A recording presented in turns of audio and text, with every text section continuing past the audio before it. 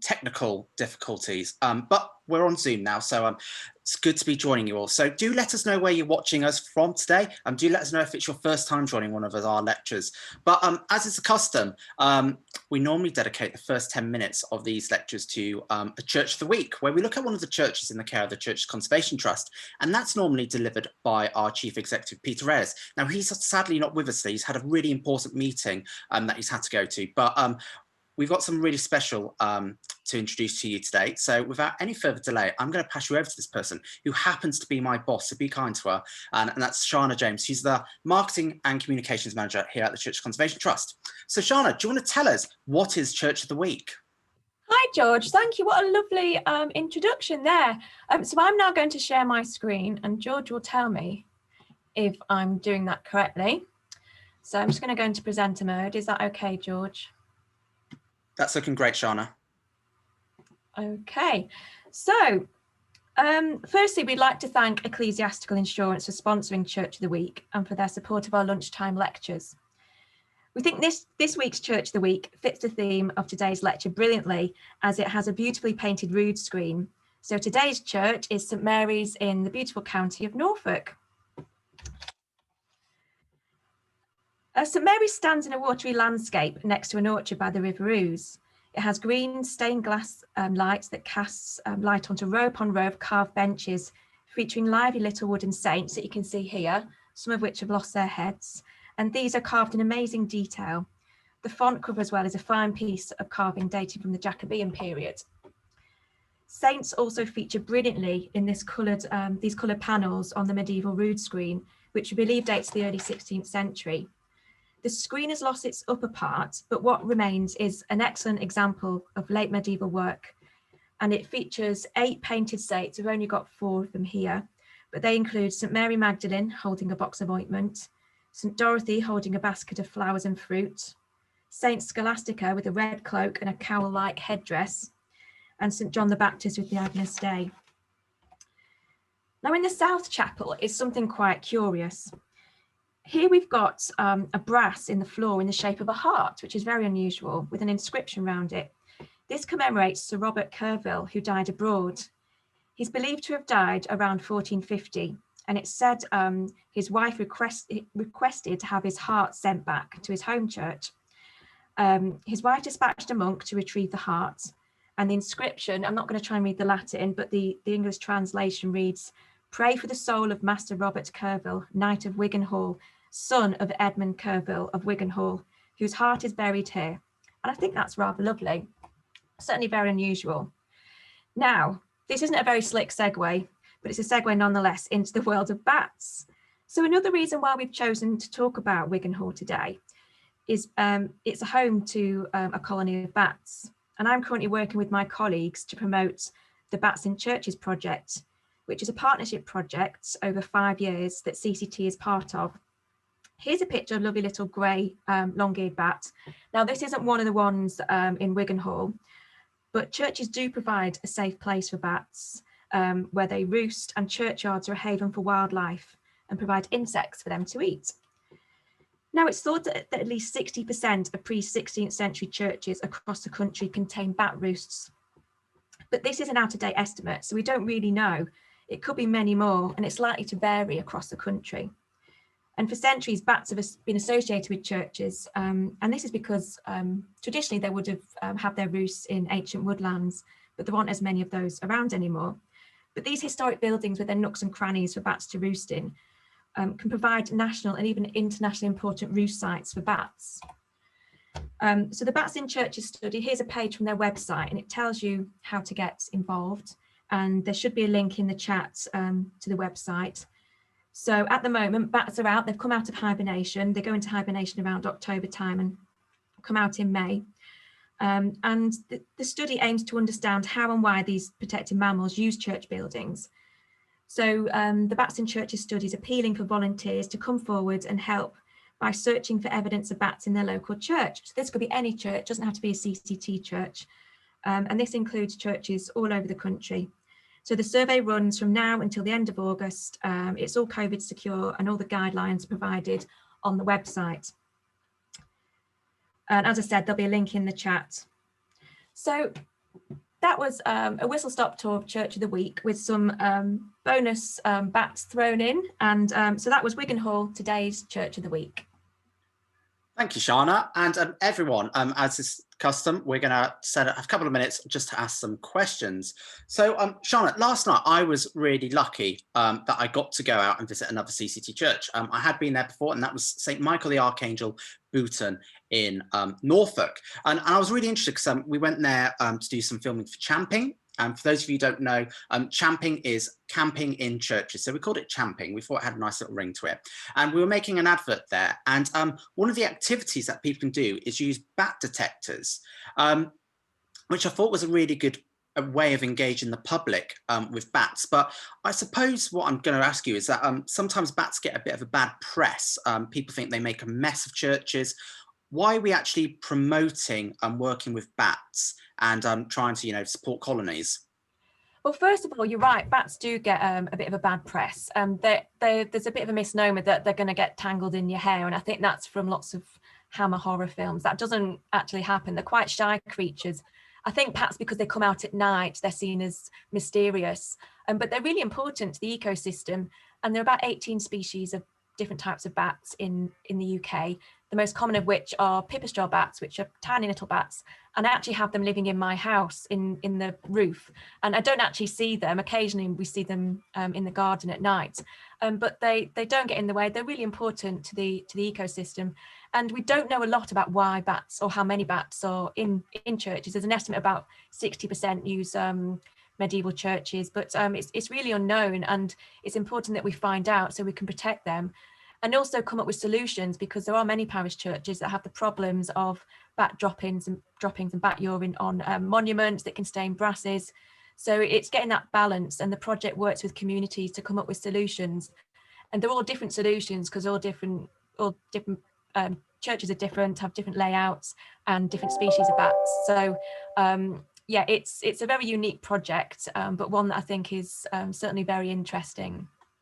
And I suppose the final question really about is that because you mentioned the Bats in Churches team, they're after volunteers, but I believe they send you out a pack, don't they? Do you want to tell people what's in that pack? Yeah, so there's two types of survey. The Bat Detectives is one that you can do at any church. As I said, it doesn't have to be a CCT church, and all the details of how to do it are on the website. But you do simple surveys. You can go with, it's great to do with your kids, something I've done with my kids. You go along and look for evidence of bats, which might be insect remains or droppings, and you can fill out this survey. And there's some other activities that you do. But then there's a more in-depth survey, which is a select number of churches, and they send you out, the bat team send you out a bat detector, special little boxes that you put your evidence in, and that can be DNA tested. So it's really exciting to be part of this, and it's a really important survey for people to be able to gather evidence about these creatures. Thanks, Shana. So that everyone, we'll post a link to the Bat Conservation Trust and the Bats in Churches website shortly. But if you want to get involved, please do. But I hope that's been an interesting Church of the Week for you. So that was our church at St. Mary the Virgin, Wigan Hall, which is in Norfolk, just outside of King's Lynn. It's a wonderful church. If you fancy going and visit it, do go on our website and have a look, and do plan to go and have a look at it because it's a great church.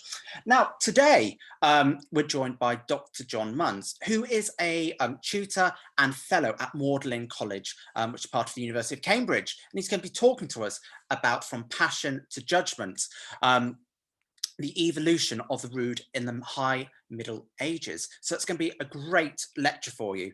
But as is always, welcome everyone. If you've got any technical problems, just comment away on that Facebook chat, and either myself or my team will do our best to help you out on that. As I said, these lectures are always free of charge. As I said, we've been quite blown away over the last week. So we started last week a prize draw. So we've been doing these lectures for over a year. We're asking for your feedback about these lectures as we continue to improve them and as we plan for the series going ahead. So if you'd like to complete our very short survey, it takes 3 minutes. I think it's just 8 questions. If you enter your email address, we'll be entering you into a prize draw to win a free champing trip at a church of your choice. And that's for a family of up to 4 people. And that'll be completely free of charge. So if you'd like to give us just 3 minutes to fill in that survey, we'd really appreciate it. That said, these lectures are always free of charge. And we ask there's a couple of ways you can support us. So firstly, you could share this live stream right now onto your Facebook, invite your friends and family to come join us. But also do like and follow our page. If you follow our account and on the follow settings, choose to receive live notifications, you'll get a notification from Facebook whenever we go live.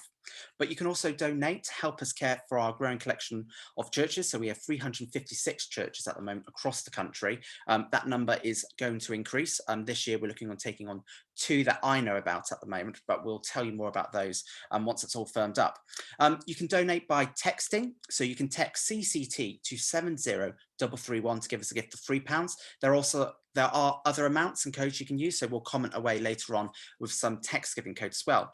But we also have our special membership offer that we're running. So we launched this last year. We updated it this year because it had been so popular.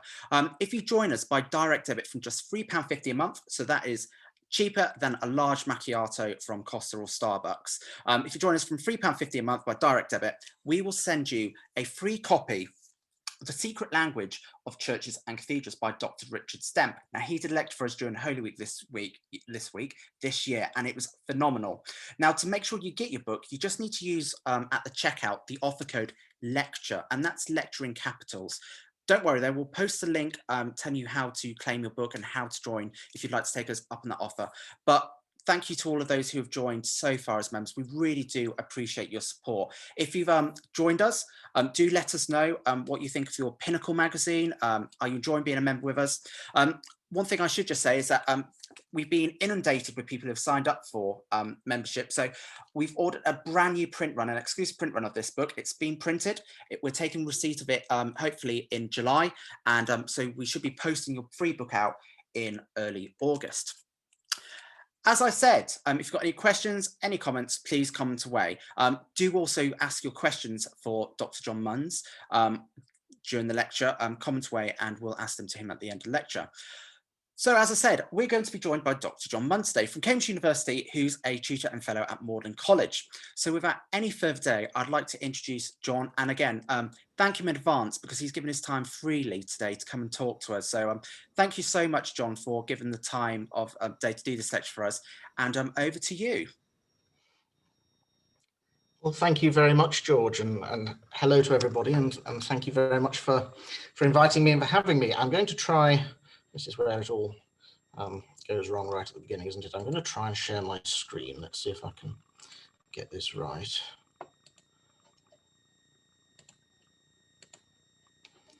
Can you see that all right, George? Is that all working? Right. Brilliant. Super. Well, thank you very much. I should probably admit at the beginning, I don't think I'm going to be able to better the bats, but I'll talk to you instead about roods and crucifixion images in the High Middle Ages. By the late Middle Ages, the focal point of almost every English church would have been the rood or triumph cross, the large image of the crucified Christ, usually a polychromed, that is to say painted wooden sculpture at the east end of the nave.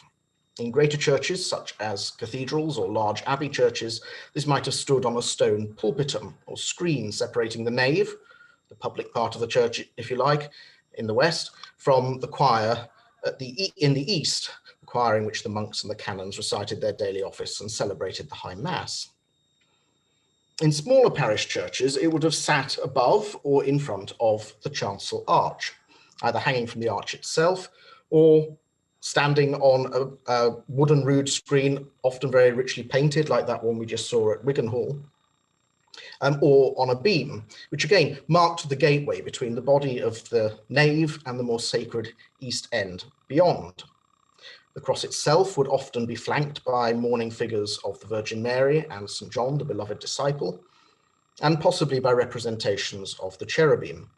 And it would be set amongst other eschatological imagery, the company of heaven, the communion of saints. Again, we saw some of them at Wigan Hall, the story of the Passion. And more often than not, by the late Middle Ages, it would have been set against or beneath an image of the Last Judgement, or the Doom, painted above the chancel arch itself. And you can see on the screen now, just to give you a sense of the sort of thing that I'm talking about. This is St. Leonard's Church, Flamstead in Hertfordshire.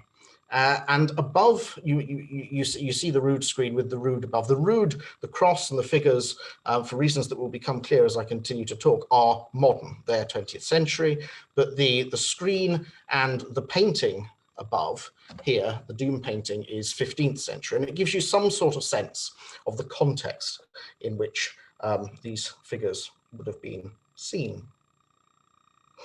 As I say, certainly by the 14th century and quite possibly sometime earlier, these crucifixion images or parish roods were a standard feature of almost every church.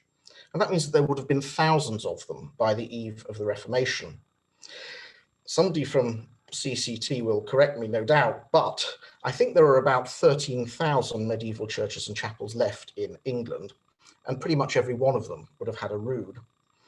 And consequently, they're one of the most eloquent testaments to the wholesale destruction of the 16th century reformers, because of those many thousands, not a single complete example remains.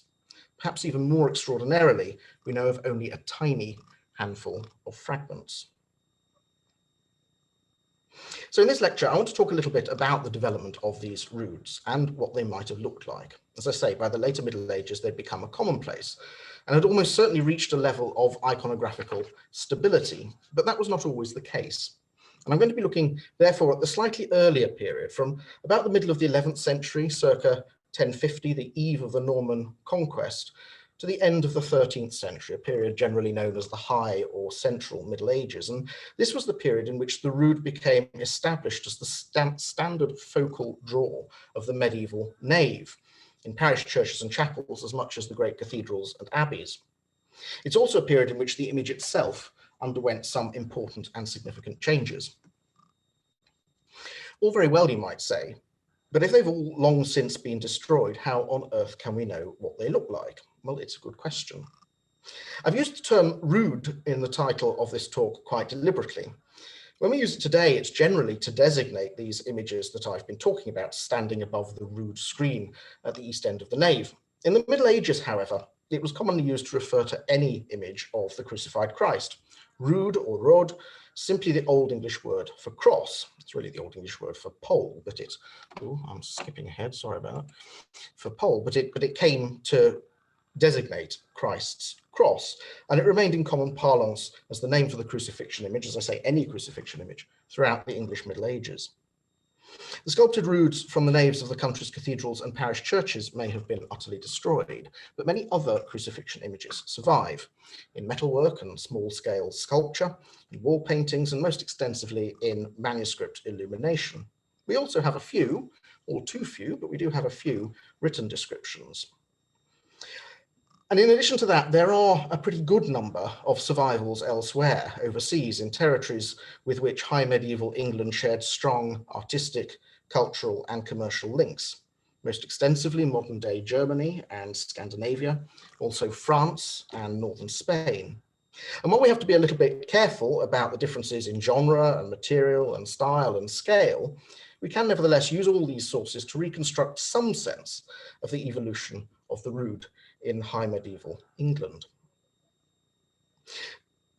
So for the rest of this lecture, which I'm going to talk for about 30 minutes, I think, unless I get stopped before then, it's going to fall sort of into two parts. I'm going to spend the next few minutes just talking a little bit about those fragments of evidence of parish roods that remain and what they tell us about their use and development, and that's an evolution of sorts. But then I'm going to spend the bulk of the lecture looking at some 4 or 5 of the major iconographical developments, the ways in which the standard crucifixion image seems to have changed over this 250-year span between about 1050 and 1300. And there will then, I hope, if I don't get too carried away, be a bit of time for some questions at the end. The origins of the chancel rood probably lie in the Carolingian and Ottonian empires of the 9th and 10th centuries in continental Europe, when large stone crosses with attached altars seem to have been set up in medio ecclesiae, in the midst of the church, effectively towards the head of the nave.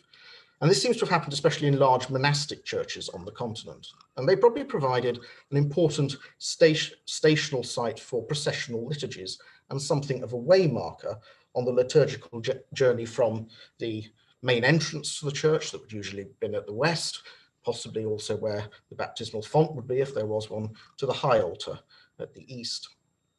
And by the 11th century in England, these roods were increasingly present in non-monastic churches, at least those of the larger variety. They weren't always at the head of the nave. Here are a couple of images, incidentally, of some more Norfolk rood screens missing their roods, but some of the screens survived, particularly in East Anglia.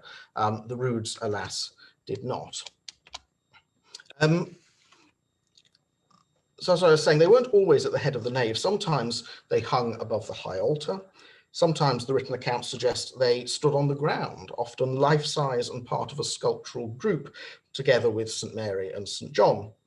There was certainly one of that sort in Durham Cathedral. King Canute of the Sending Back of the Sea fame seems to have placed his crown on the head of an image of this sort at Newminster in Winchester in the 1020s, and it was still there when Hyde Abbey was still owned by the monks when Hyde Abbey, to which they'd moved, was badly burnt in 1141. Sometimes large roods were sculpted in stone relief at liminal sites in church buildings, such as above the south door. I'm going to come back to this. I've got these in slightly the wrong order, but above the south door, which you can see on the left-hand side here at Langford in Oxfordshire. And sometimes, and this is where we go back, fragments of surviving evidence suggest that sculptured stone crucifixes did indeed stand above the chancel arch in Anglo-Saxon England in the 11th century, before the Norman invasion.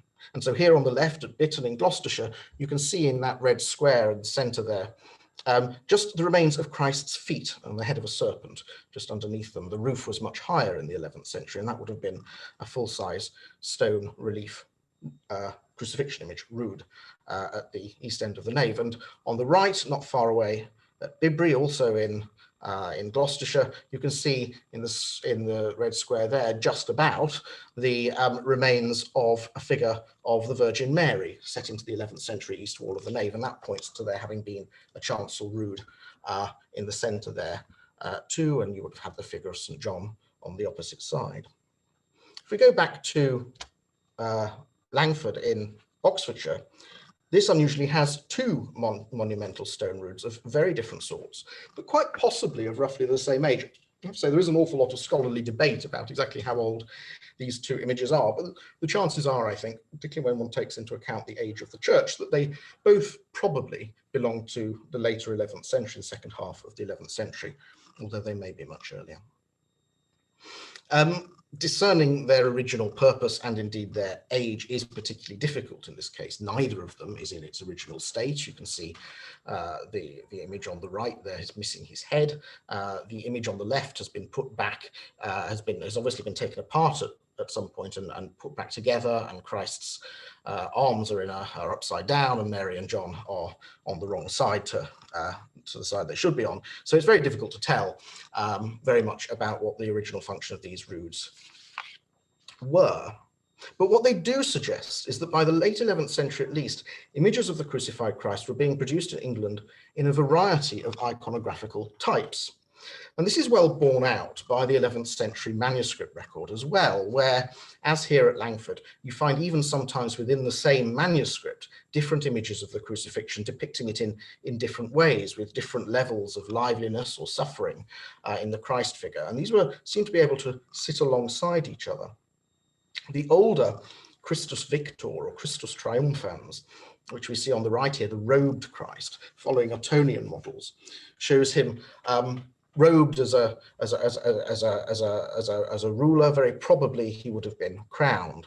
There's no hint of pain or death. He's standing upright.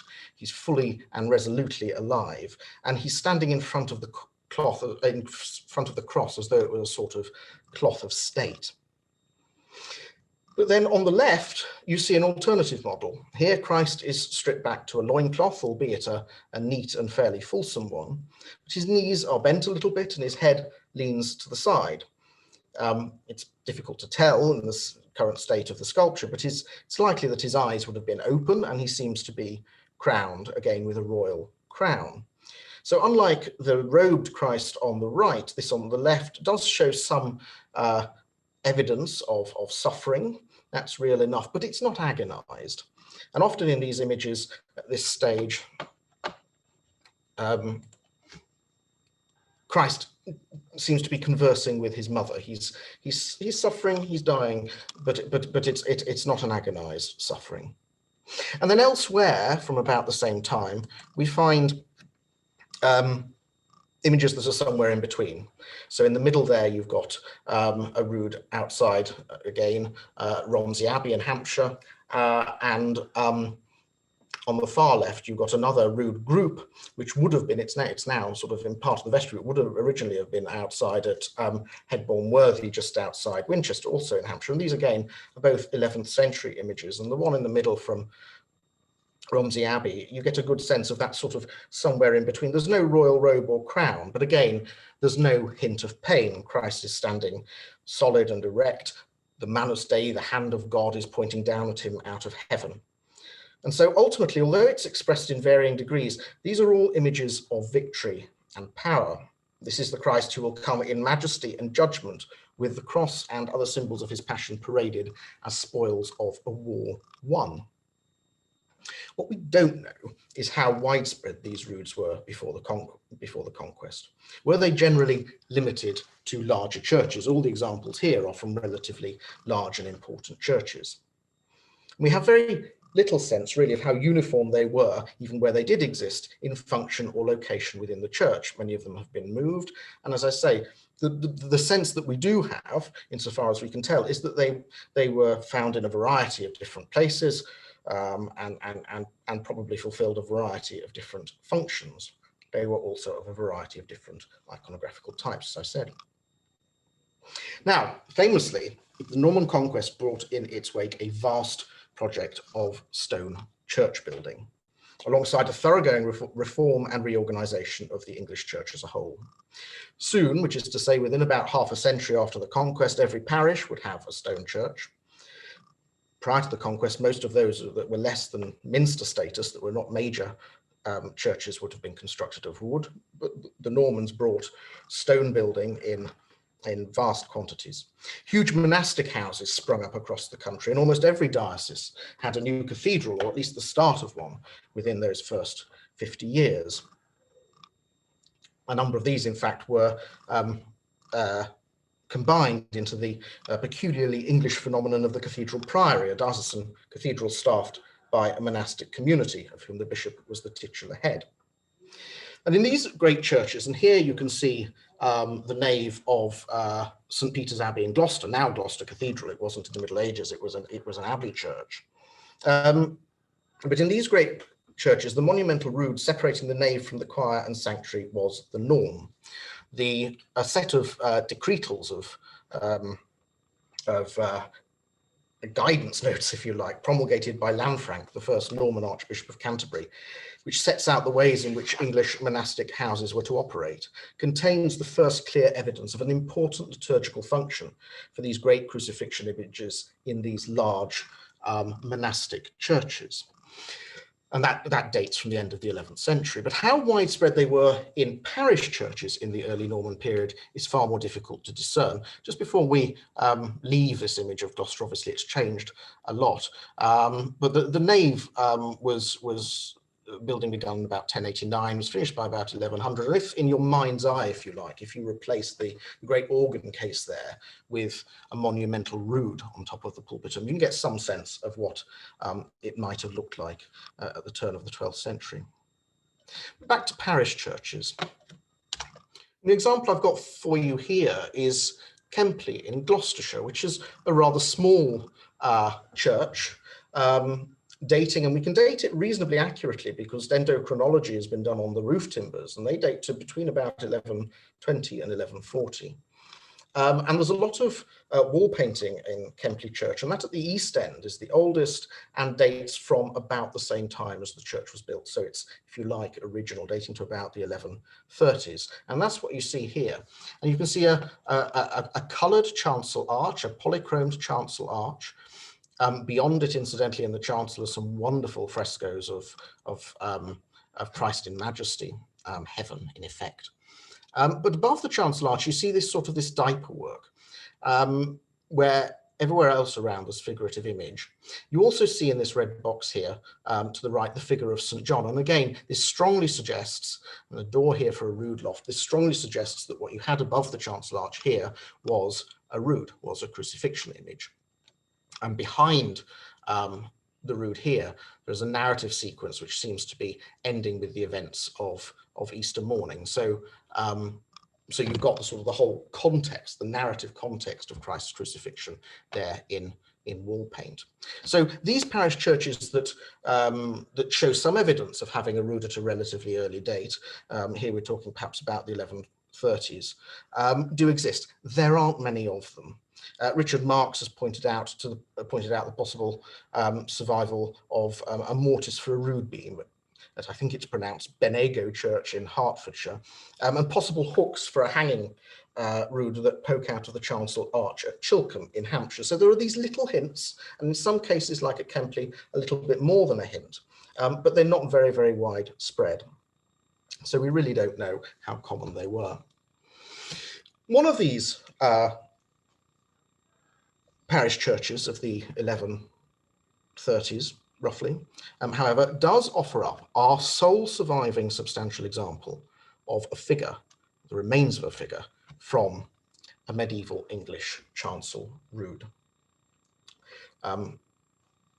Here you can see all that remains, a head and a foot, the right foot.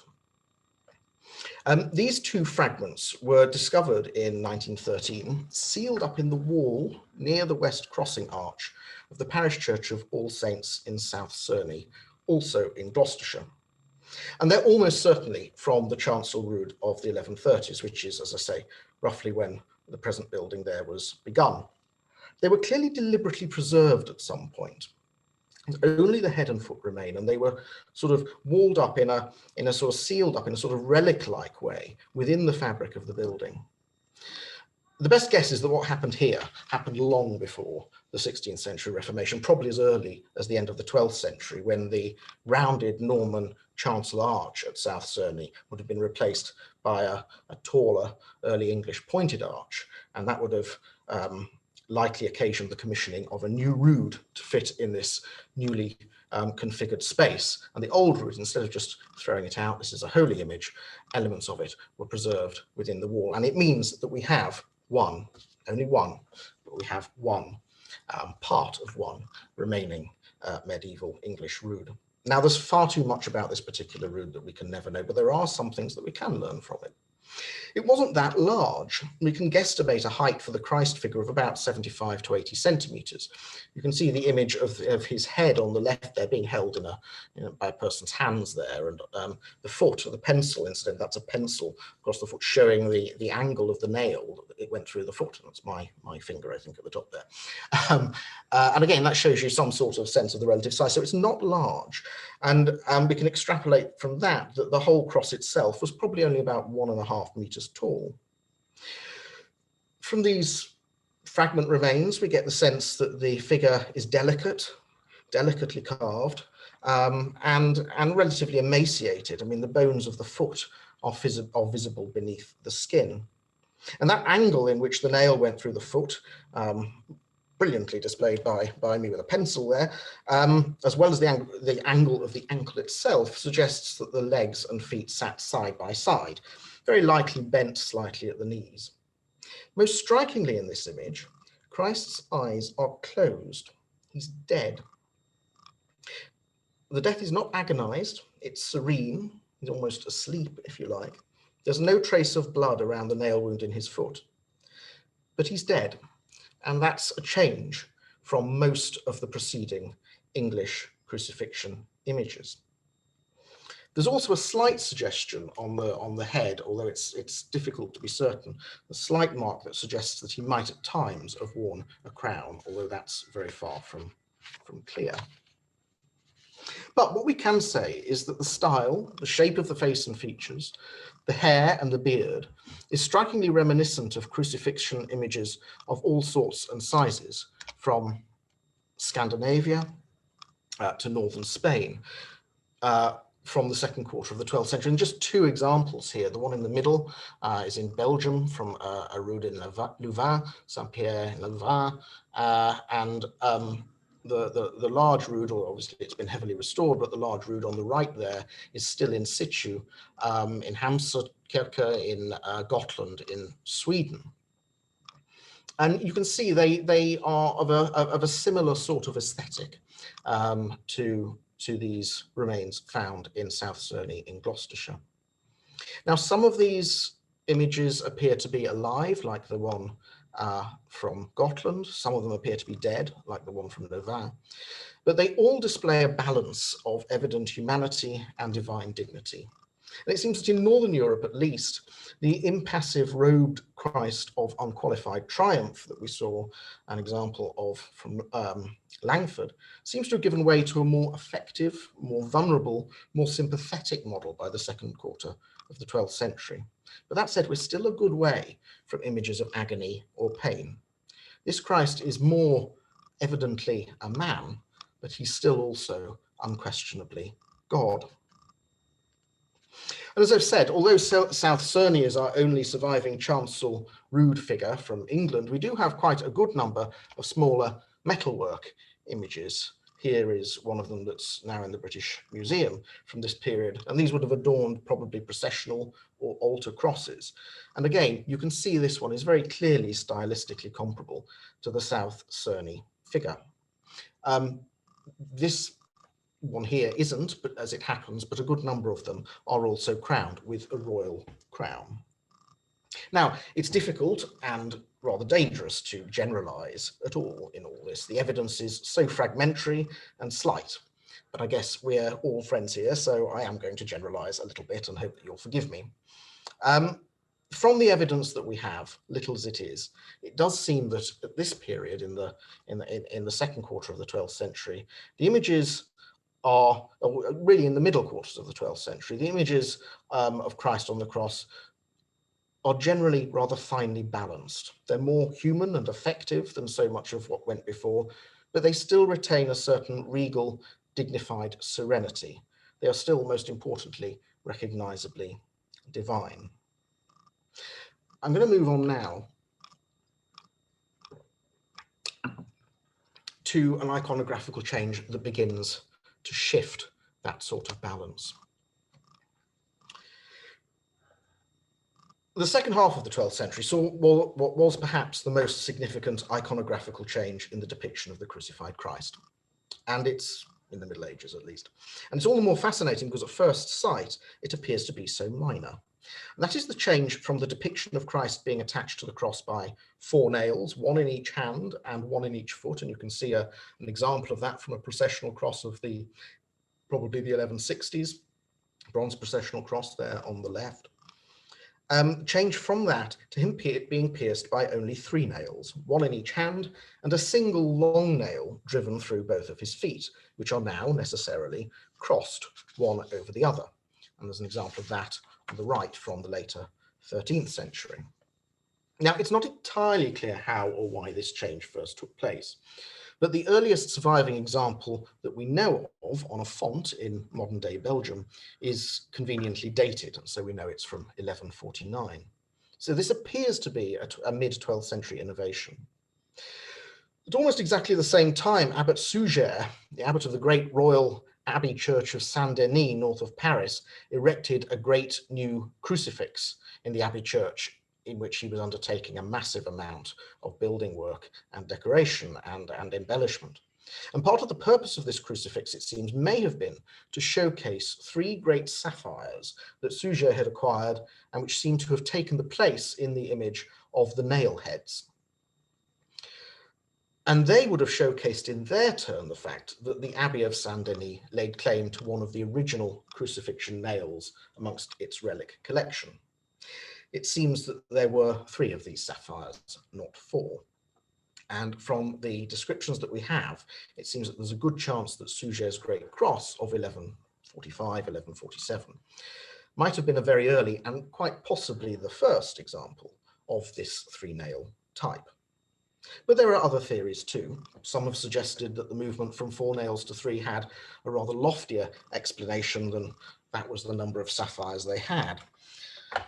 It may have been something of an effication of the Holy Trinity, a means of re-emphasizing the divinity of the figure on the cross at the same time as his humanity was coming to be more obviously shown in the figure itself.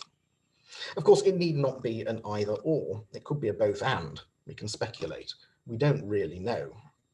What we do know is that the 3-nail type does seem to have emerged in or around northern France in the years before, just before 1150. And over time, over the second half of the 12th century, it slowly began to spread.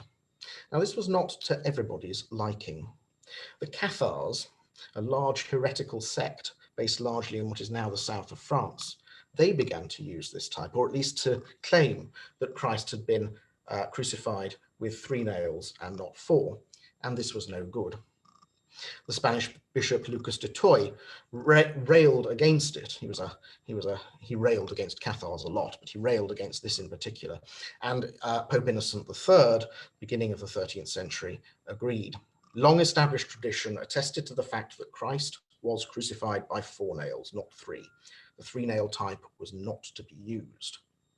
At least this was what the ecclesiastical authorities said. It is, however, a signal reminder that the authority of even the grandest of 13th century popes had its limits. It seems that the makers of images ignored him almost completely. And by the second half of the 13th century, the 3-nail version of the crucifixion image had largely replaced the 4-nail version as the standard type. Across Northern Europe, that is, not just in the British Isles, although it certainly had there. Now, why, you might well be asking, does any of this really matter? Well, it matters because of what it enabled artists to do with Christ's body. If crucified by 4 nails, then Christ's feet have to be depicted side by side, and if elegance is to be preserved, they sit most comfortably on a ledge, or a suppedanum, as technically called. And he has, at least to some extent, to stand on the cross. Unless the artist is going to turn him into a radical contortionist, the figure of Christ is going to retain some element of standing strength. If the feet are crossed, however, one over the other, they can take very little weight, and the body bearing down on them begins to pivot around this single point. And you can see this sort of development in the image from the map Psalter there, probably from about 1260, slightly afterwards, on the right. The bulk of the weight of the figure's torso transfers from the feet to the hands, and so Christ in these 3-nail images comes to hang more than stand, and that means that the sense of agony is somewhat multiplied. So this apparently simple iconographical change perhaps did more than any other to affect the development of what would become the standard late medieval crucifix, in which Christ is shown visibly suffering, because it made it far easier, indeed it rather demanded, if you're going to go with 3 nails rather than 4, that artists pay attention to the hanging weight of Christ's body and the pain and the suffering that goes with that reality. And this tied in with the developing devotional sensitivities of the time, increased interest in Christ's physical body, Christ's suffering, increased interest in a spirituality of what is often called mimesis, an affective spirituality in which the emotions are engaged and in which meditation on the suffering of Christ is encouraged in order for the devotee to in effect join in that suffering. And it's very likely that these devotional developments have a large part to do with accounting for this new type's success, even in the face of papal disapproval. Now the suffering servant really suffered, and anybody looking on him could feel something of the pull of the body's dying weight, something of the weight of that sacrifice as it drew down on the nail holes in his hands. Whilst I have that image from the map Psalter in the British Library there, that will then bring me on to my next iconographical change, because the observant amongst you will have noticed that this image has in it something, an element of the image of the crucified Christ that is now absolutely standard, a standard iconographical feature, but which is featured in none of the images I've shown you up until this point. Whilst not absolutely ubiquitous, the presence of the crown of thorns, and you can see Christ wearing the crown of thorns here, the presence of the crown of thorns on the head of the crucified Christ has, as I say, now become standard. We all know that when Christ was crucified, he was wearing the crown of thorns. At least we think we do. Surely that's what it says in the Bible. Well, actually, it doesn't. It might come as a surprise that there's no secure image of the crucified Christ wearing the crown of thorns in Western art anywhere preceding the 13th century. There are a good number in which he's wearing a royal crown of one sort or another, and sometimes that's what's called a fillet, a golden band, that is the form of crown that was used in the early Middle Ages. Can look a little bit like a crown of thorns, but there's none in which he's for certain wearing the crown of thorns. There are one or two where he might be, but personally, I don't think that's what they're depicting. I think they're depicting a fillet. In no case are there evident thorns there. In fact, there's precious little evidence that before the High Middle Ages, Christians, insofar as they thought about it at all, even thought that Christ wore the crown of thorns on the cross in reality. It's not there in the written record, it's not there in the iconographical record. At this point, we should probably briefly go back to the Bible and check what it does say. Of course, the crown of thorns is there. Matthew, Mark, and John all record in their Gospels the fact that the Roman soldiers planted it on Christ's head as they mocked him. At the same time, he was clothed in a purple robe, and according to Matthew, a reed was placed in his hand. In John's account, Christ is still wearing the robe and crown of thorns when he's presented to the people by Pontius Pilate. According to Matthew and Mark, the mocking comes after the presentation. But each of the three accounts then reports that the soldiers removed the purple robe, loaded Christ with his cross, and led him out to be crucified. Nothing in the Gospels is said about the fate of the crown of thorns. There are two options here, it seems to me. Either we can assume that it was removed when the soldiers were done with mocking him along with the robe and the reed, or we must assume that he kept it on, at least for the time being. And the natural thing at this point might be to turn to the fathers of the church, the earliest commentators and developers of tradition, to see if they can shed any light on the situation. Now, a good number of them mention the crown of thorns, and of course, pretty much all of them mention the crucifixion at some point. How many mention the two together? How many suggest or state that on the cross, Christ wore the crown of thorns? The answer, rather surprisingly, at least as far as I can see, is only one. The 3rd century theologian Origen spots the omission, and he attempts to account for it. In his homily on Matthew chapter 35, he argues that the evangelists' silence on the fate of the crown is deliberate because they want us to ask the question of what happened to it. And that the answer, in Origen's slightly eccentric opinion, is that it was, quote, consumed by the head of Jesus, close quote. Now that theory, frankly, is not entirely convincing and seems to have garnered precisely no followers. What is more, it makes the existence of a relic of the crown of thorns impossible, and within a couple of hundred years, we have record of such a relic being venerated in Jerusalem. And this is what brings us back to the 13th century and the sudden emergence of the crown in crucifixion images. Interest in the crown of thorns in the West seems to have grown significantly after the sack of Constantinople by the crusading armies in 1204. The crown had, in the intervening time, made its way from Jerusalem to Constantinople, and in 1204 it fell into the hands of the first Latin emperor of Byzantium. All known Western images of the crucified Christ wearing the crown of thorns date from after 1204. There are a couple of textual references, accounts of visions of Christ crucified in which he's said to be wearing the crown that may be very slightly earlier, possibly from the 1190s, but there's nothing before that. And in fact, the crown of thorns may have been added to those written accounts in the early 13th century, when in both cases, the original authors reworked their works. The real change then came after 1238, when King Louis IX of France, later Saint Louis, bought the crown of thorns from the emperor, Baldwin II, and brought it to Paris. Paris was to be for Louis a second Jerusalem. Within a decade, he had built and consecrated the magnificent Sainte-Chapelle. On the left there, you see the crown of thorns relic, which thank goodness survived. It's now normally kept in the sacristy at Notre Dame in Paris and survived the fire. On the right, you see the wonderful Sainte-Chapelle built between about 1240 and 1248 primarily to house this great relic. And the crucifixion image at the east end of the Sainte-Chapelle, sort of under the sort of the baldacchino or the whatever we're going to call it there. You can't see it in this image. But that, perhaps predictably, it was rediscovered or re-uncovered at least just a few years ago by a scholar called Emily Gary. That perhaps predictably adds in the crown of thorns into this most fundamental Christian image. Now, of course, Louis's court was the center of fashion. Louis wanted to pick up his relic, so he puts it there in the crucifixion image, and with remarkable speed, the crown of thorns becomes a staple of crucifixion imagery after the 1240s. So now we have a situation where fashionable images of the crucified Christ not only show him hanging painfully from 3 nails, but depict the bloody and painful crown of thorns pushed onto his head. This is a figure on whom no medieval Christian would have found it easy to look without feeling a pang of pain.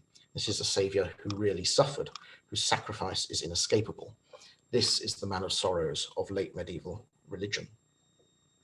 Still, it seems possible that people could still take things too far, at least as far as the English bishops were concerned. And I want to end with an intriguing story from shortly after the year 1300. I'm nearly finished. In April 1305, on the day before Good Friday, something described as, quote, a cross of terrible aspect, crux horribilis, appeared at a chapel called Conyhope in the rather wonderfully named parish of St Mildred in the Poultry in London. It had been bought by the rector Geoffrey from a German merchant, and it caused quite a stir. The great and the good of the diocese were mightily concerned, and 2 weeks later, under the cover of darkness, the canons of Holy Trinity Aldgate nicked it and hid it away. The Bishop of London, Ralph Baldock, investigated, and he agreed with the canons that the thing was a monstrosity, and more importantly, quote, an erroneous sculptured image that does not represent the true shape of the cross, and which had no place in the devotional lives of his flock, or as Ralph seems to have preferred to call them, quote, the indiscreet populace, close quote. The bishop ordered that this image should be returned to the merchant, but only if he promised never to bring the thing into Ralph's diocese again. What was this scandalous crucifix? Well, we know it was German, we know it lacked a gibbet, and so was an erroneous shape, and we know it appeared in London right at the beginning of the 14th century. Paul Binsky has argued, entirely convincingly it seems to me, that it was something like this. This is the Gaberkreuz, or forked cross, and this is the example from St. Maria in Capital in Cologne in Germany, and it dates to about 1304, the year before the events at St. Mildred in the Poultry. And there are a number of similar examples of roughly the same date elsewhere in Germany. By this point, by the turn of the 14th century, we've reached the other end of the spectrum from the victorious hero of the Langford Rood. And for the clergy of the Diocese of London, at least, it had gone just a step too far. In a short lecture like this, I can only offer the broadest sense of general trends, and all that based on frustratingly little surviving evidence. Although it is still true that the more one looks, the more one finds. Everything I've said should probably be hedged around, of course, with a fat load of nuance, counterexample, and qualification. But I hope, however, that I've given you enough of a glimpse into the dynamism and development of this most central Christian image in the Central Middle Ages, both to whet your appetite to look and think anew whenever you see a medieval chancel arch, and to understand a little bit more about the later medieval and even the post-Reformation developments in devotion to the body of the crucified Christ, how they shaped and were shaped by the wonderful high medieval buildings, so many of which are so well looked after by the Church's Conservation Trust. Thank you. Thank you so much, John, for that fascinating lecture. I'm just going to stop your screen share, and everyone, we are shortly about to go into question time. John, so if you've got any questions, please do comment away. You'll see Clement is a bit waker today, aren't you, Clement? You awake? No. Well, he is, but oh, there you go. He's popped his hand up, everyone. So you've met him now this week.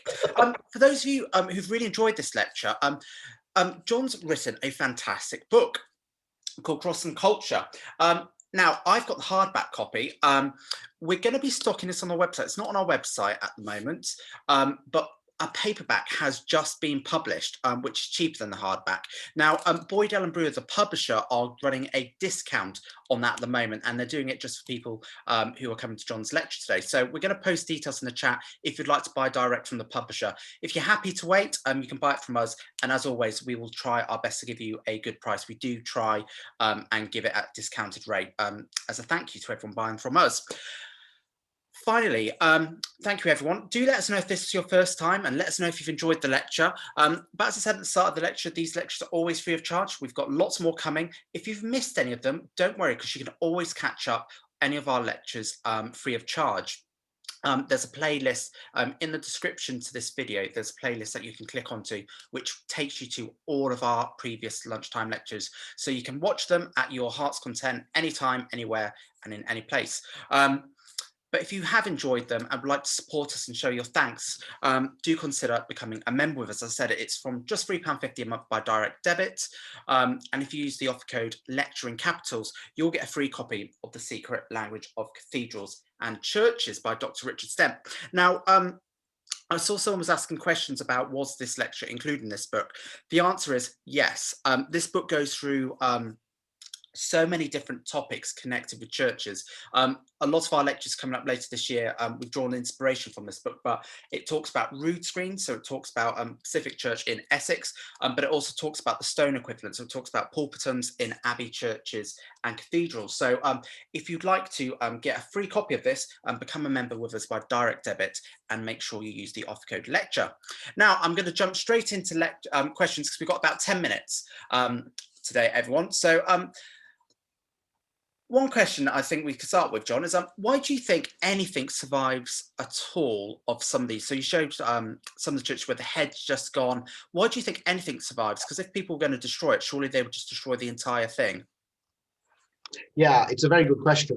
I think it often depends on the material. I mean, just destroying something that's wooden is easier than destroying something that's made of stone, particularly if it's sort of set in the wall of a church, for example. So perhaps you simply deface it by cutting the head off, taking its power away in that sense. So I think sometimes it has to do with material.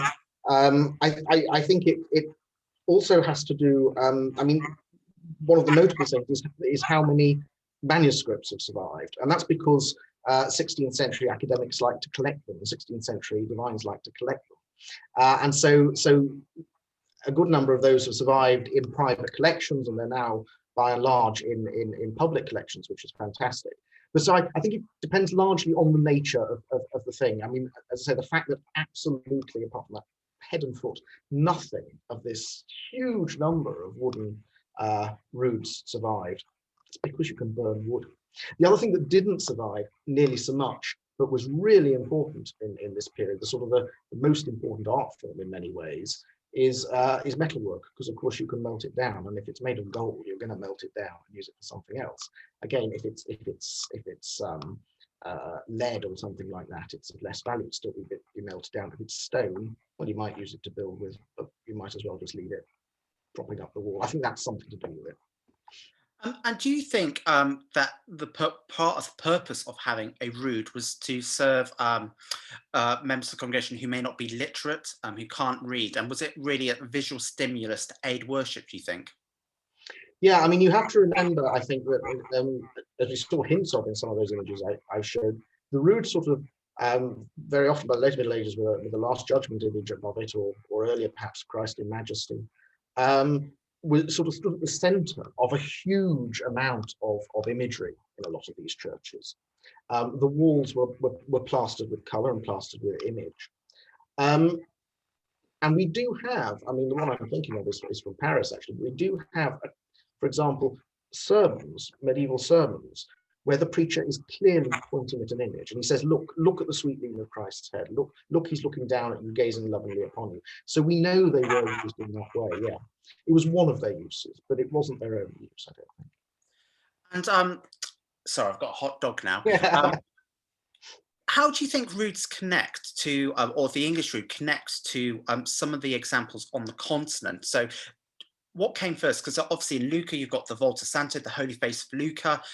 Then you've got places, I think, is it Santa Miniano, the cross there. what comes first? Is it sort of they're used really as, icons before they sort of evolve into rood crosses, or is it the other way around? Again, I think it depends where you're looking. I mean, you're giving examples from Italy. Italy moves at a different pace. Italy sort of largely, and this does its own thing, and this development that I've been talking about, sort of, this is a dreadful oversimplification, but sort of happens a century later in Italy and to some extent in Southern Europe more generally. In the north, the relationship between the English roods and some of those in Scandinavia and Germany is very, very close. I mean, these are modern geographical boundaries, right? And people traveled, I think, often far more than people think they did, for trade, for war, for crusade, for pilgrimage. And artisans traveled, and we know that they did. And we know that there was huge trading routes around the north of Germany, between British Isles and Scandinavia, with northern France, which was effectively, for much of this period, a sort of a single territory, certainly for the earlier part of this period, and people held lands on both sides and this sort of thing. So I think we sort of need to use them for shorthand to get away from sort of the modern geographical boundaries to some extent, and think of this as really quite a vibrant area of artistic and cultural exchange. And I suppose looking at that idea of, it's part of our artistic cultural heritage. I know, if you go to Italy, you can see crosses created by Da Vinci, by other famous artists. If you look at Giotto's paintings in the Scrovegni Chapel, they're stunning. Who was it who created, do you think, roods? What did roods have? Was it people like Da Vinci who actually they were multitask, sculptors, or did roods, were they a bit like stained glass glaziers? They had their own dedicated workshops. It's a very good question to which I don't think there's a definitive answer. It sort of depends who you ask. I tend towards thinking that quite a lot of craftsmen, and I think we need to think of them as craftsmen, as artisans, as opposed to sort of artists in the modern sense, could well work in more than one medium. That said, something like a rood might involve more than one person. So you might have a sculptor and then somebody else applying the polychrome, applying the paintwork. So it might be a sort of collaborative effort. And we don't know, what we don't really have are the names of the artists in the way that you get in the Renaissance in Italy. They're all largely anonymous to us. Yeah, it's a very good question to which there's not a definitive answer. I think we've got time maybe for two quick questions. I'm going to merge a few questions, everyone, that's come in, because there's been a few questions about when did the symbols of passion come in, why, would the passion, the crucifixion be shown today because it's such a gruesome image. Is it true, I suppose, because I think it was the early Christians, there was a hesitance about using the cross because it was still used by the Romans to torture and execute Christians. Why do you think, the cross has become such a powerful symbol, and it's evolved from, from the Latin cross, the Tau cross, into roods and crucifixes? Again, a very good question to which I don't think I can provide a very easy, ready answer.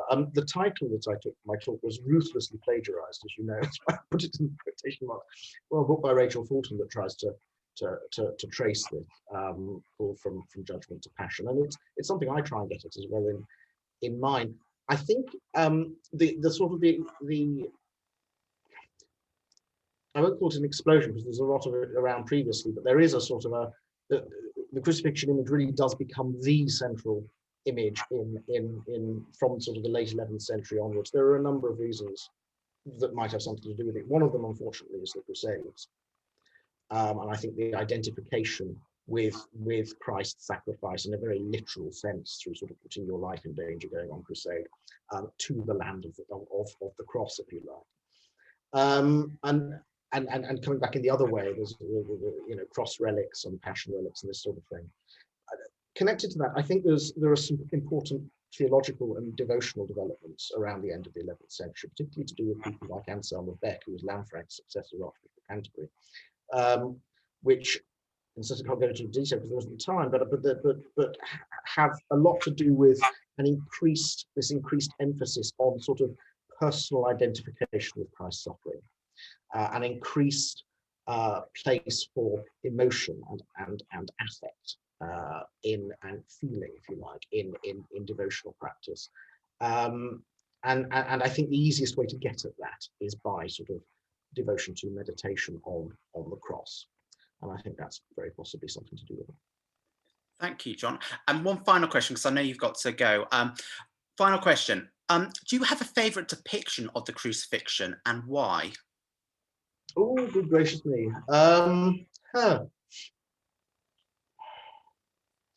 I'm not immediately sure what I do. There's a depiction in a gospel book which was made for a noblewoman called Judas of Flanders around just before the Norman Conquest, around 1065. It was one of the earliest depictions that shows Christ really evidently suffering somewhat, and it's very affecting because there's a figure of a woman, probably Judas, at the bottom of the cross, embracing the cross, and the Virgin Mary reaches up with her robe to sort of dab the blood from Christ's side wound, and it sort of marks for me the sort of something of this transition, this development. I think that would have to count amongst my favourites. It's an extremely beautiful and fascinating image. Thank you so much, John. But everyone, thank you so much for joining today, and thank you to John for doing the lecture again for us today. I've seen there's been some questions about his book. There are images in there, so there's some wonderful coloured slides. I don't want to rip my pages, but yeah. So from fonts, it talks about some manuscripts, and as well as some of the things that John has talked about today. So we'll post a link to that book as well. But everyone, thank you for joining us this week. I'm just waiting for next week's lecture to confirm a few details, and we'll post details about that shortly. But if you've got any questions, let us know. We hope you've enjoyed this lecture, but we'll see you hopefully next Thursday for another Thursday lunchtime lecture. Thanks ever so much, everyone. Bye.